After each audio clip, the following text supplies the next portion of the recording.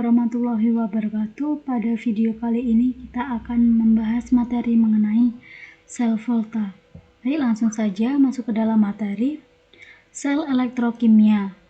Sel elektrokimia itu ada dua. Yang pertama sel volta dan yang kedua sel elektrolisis. Sel volta itu sendiri adalah merubah reaksi kimia menjadi energi listrik.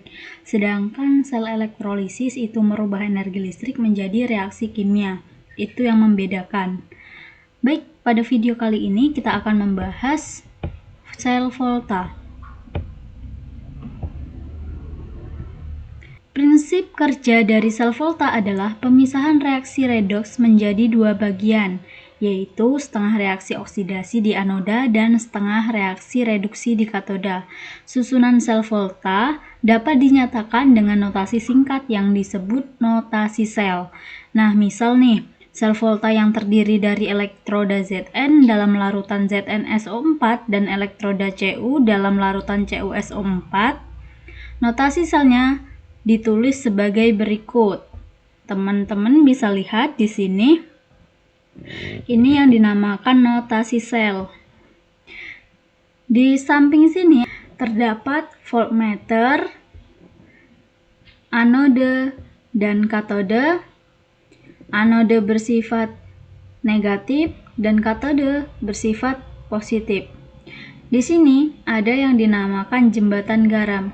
Nah, jembatan garam ini berfungsi untuk menghubungkan dua larutan elektrolit yang berbeda sehingga memungkinkan terjadinya reaksi redoks. Selain itu, jembatan garam memungkinkan terjadinya perpindahan ion-ion antara kedua larutan sehingga menjaga keseimbangan muatan listrik dan mengurangi resistensi listrik antara kedua larutan sehingga meningkatkan efisiensi sel volta. Nah, di sini ada aturan notasi sel. Yang pertama, tanda garis 2 adalah jembatan garam untuk menyatakan rangkaian dalam dan rangkaian luar. Tanda garis 1 adalah batas fase untuk menyatakan batas fase pada zat padat dan cair.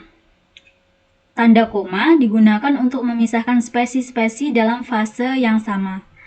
Yang keempat, elektroda anoda ditulis di kiri, sedangkan elektroda katoda ditulis di kanan. Elektroda standar. Nah, elektroda standar ini adalah potensial elektroda yang dibandingkan dengan elektroda hidrogen yang diukur pada suhu 20 derajat Celcius dan tekanan 1 atm. Nah, rumus elektroda sel ini dapat ditulis E sel sama dengan E katoda dikurang E anoda.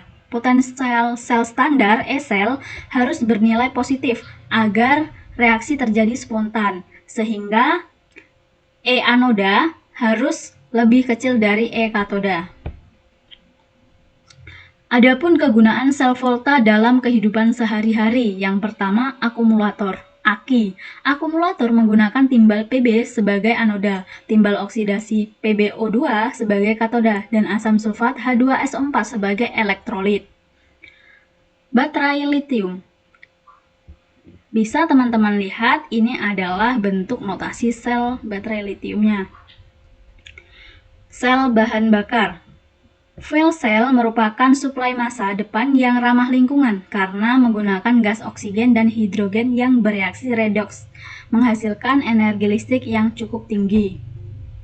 Nah, di sini ada soal tentang sel volta. Apabila suatu sel volta menggunakan logam Ag dan Zn, tentukan anoda, katoda, diketahui potensial reduksi Ag dan Zn sebagai berikut.